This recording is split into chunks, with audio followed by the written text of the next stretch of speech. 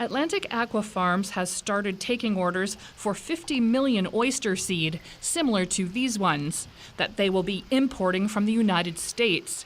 Developed by Rutgers University and resistant to MSX and dermo, diseases that are not harmful to humans but have been killing P.E.I. oysters. The seed is expected to be in high demand.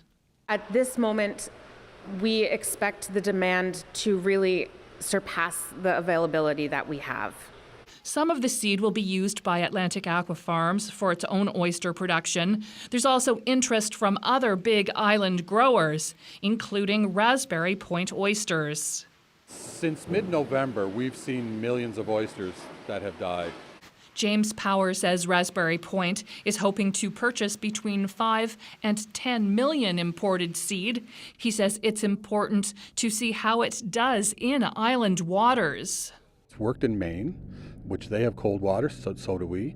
But we also have a disease called Malpec disease that's been around here for 100 years, and our oysters have become immune to it.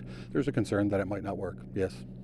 Power says Raspberry Point is now planning to build a hatchery to produce its own supply of disease-resistant seed.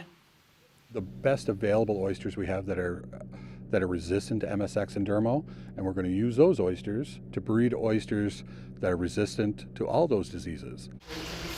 Atlantic Aqua Farms is also starting a breeding program.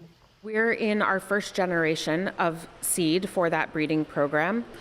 Each generation will take 2 to 3 years before it is large enough to reproduce and be used to create the next generation. The breeding program will take generations of oysters, which is why so many are focusing on the imported seed.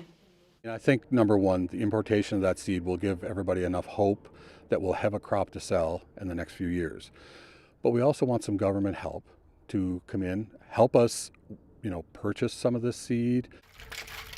People in the oyster industry say disease-resistant seed is a first step out of the current crisis. But like the life cycle of oysters, it's going to take time.